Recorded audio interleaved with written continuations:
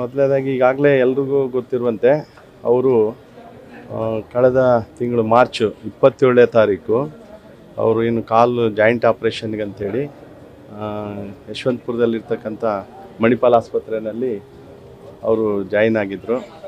Operation ಕೂಡ ಆಗಿತ್ತು. 30ನೇ ತಾರೀಕು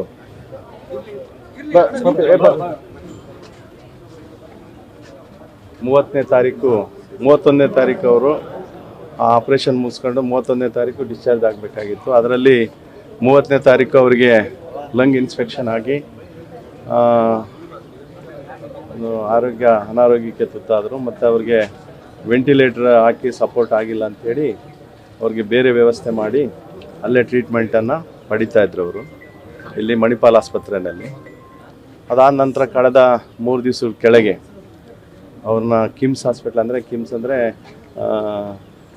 Krishna institute of medical sciences ಅಂದರೆ ಹೈದರಾಬಾದ್ ಬೇಸ್ಡ್ ಕಂಪ್ನಿ ಅದು, ಅಲ್ಲಿ ಜಾಯಿನ್ ಮಾಡಿದರು. ಅಲ್ಲಿ ಚಿಕಿತ್ಸೆ ಅವರು ಪಡಿತಾ ಇದ್ದಾರೆ. ಅವರಿಗೆ ಒಂದು ಸ್ವಲ್ಪ ಟ್ರೀಟ್ಮೆಂಟ್ ನಡೀತಾ ಇದೆ. ಇನ್ನು ಅದು ಅಬ್ಸರ್ವೇಷನಲ್ಲಿ ಟ್ರೀಟ್ಮೆಂಟಲ್ಲಿ ಇದ್ದಾರೆ.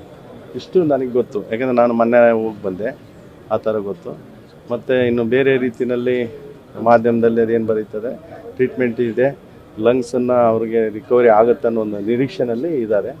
ಈಗ ಸದ್ಯ ಪರಿಸ್ಥಿತಿಯಲ್ಲಿ ನನಗೆ ಗೊತ್ತಿರೋ ಪ್ರಕಾರ ಅವರು ಸರಿಯಾದ ರೀತಿಯಲ್ಲಿ ಸ್ಪಂದಿಸ್ತಾ ಇದ್ದಾರೆ ಅಂತ ಹೇಳ್ಬಿಟ್ಟು ನಿನ್ನೆ ರಾತ್ರಿ, ಯಾಕಂದರೆ ಈ ರೀತಿ ಬೇರೆಯವರೆಲ್ಲ ನಮಗೆ ಪ್ರಶ್ನೆಗಳು ಕೇಳ್ತಾರೆ ಅಂತೇಳಿ ಅಲ್ಲಿ ವಿಚಾರಣೆ ಮಾಡಿದಾಗ ಡಾಕ್ಟ್ರ್ ಇದ್ದಾರೆ ಚಿನ್ನದೊರೈ ಅಂತೇಳಿ ಡೈರೆಕ್ಟ್ರು, ಅವರು ಕೂಡ ಒಂದು ಲೆಟ್ರನ್ನು ಕಳಿಸ್ಕೊಟ್ಟಿದ್ದಾರೆ.